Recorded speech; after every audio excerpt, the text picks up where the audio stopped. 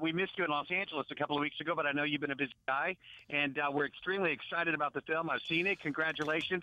What was it like for you to jump back into the character Ari Gold?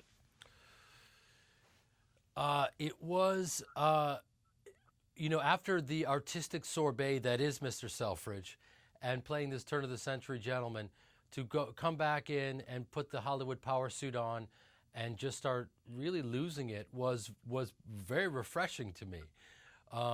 And it was kind of like when they say in sports, when a fighter lets his hands go. It was kind of like that last 10 seconds of the round where you're letting your hands go as much as possible. And that's kind of like what it was like for 90 minutes with Ari Gold. He just was letting it go. By the way, I can never do that again if you want. Ever. Okay, well, no, I love it. That's perfect. That should be on a fortune cookie. It's a little long, but I think we could fit it in there somehow. Okay. Hey, what do you think draws us? What draws us to these characters in Entourage? Well, I think it's the fact that they're prototypical characters. We all know that brother or family member that just never has any luck, the pretty boy that gets everything, the worrier, the gopher, the professional guy, agent who takes up all the oxygen in the room, that says the unsayable. These are all prototypes we know, and yet they're all loyal to each other and love each other. And there's a lot of tough love going on, and I think it's fun to play and fun to watch. When did you realize that the show was magic? Well, when I heard about the premise, I thought, this is really, really cool. And people are very curious about it. As you know from your world, they love to know about the backstage life of Hollywood. So I knew it was a fertile premise. HBO was the place to do it because they nurture their shows and the freedom with language. At the time, they had Sopranos, Sex and the City, and the pedigree of shows around us was just blindingly good. We just got lucky. I haven't had any luck in my career up until then. Was always just a working actor under the radar, and got a big audience and got lucky. I have a couple of fan questions we have to ask you. When I posted this on our message boards, I said, okay, I'm about to talk to Jeremy Piven. And a couple of people, this came up a lot.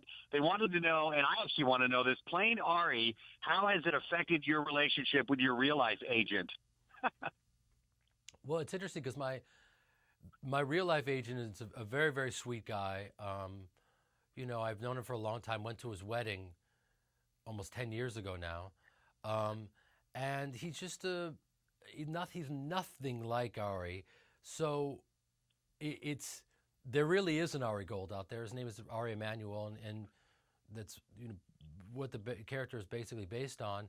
Those guys exist, and they will be an endless source of material for if we ever want to continue. And he just continues to grow. But as far as my agent, there's not a lot to mind there. My character now is a studio head. Unfortunately, the heads of Warner Brothers are also such kind of really sweet, open, grounded guys who are brilliant at what they do. But then again, for me to take from them, they're not.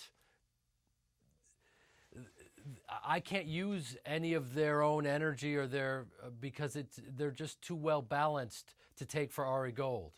So there you have it. There you go. Hey, my favorite episode, of course, from the series was when you guys went to Cannes. And I'm just curious, what are some of your favorite episodes from Entourage?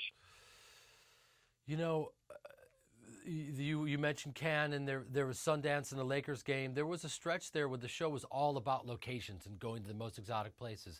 And then it became about the show is enough, and we could do it just in and around Hollywood.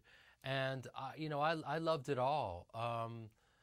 The turning point moment for my character, I remember specifically, was in season 1, episode 7, called "Beauty and the Beach." And go ahead. And my character, basically, there was a guy named Josh Weinstein who was going to poach Vincent Chase, and Ari Gold shows up in Hollywood, and it's one continuous Steadicam shot all the way through the house, and then he dresses down Josh Weinstein all in one take.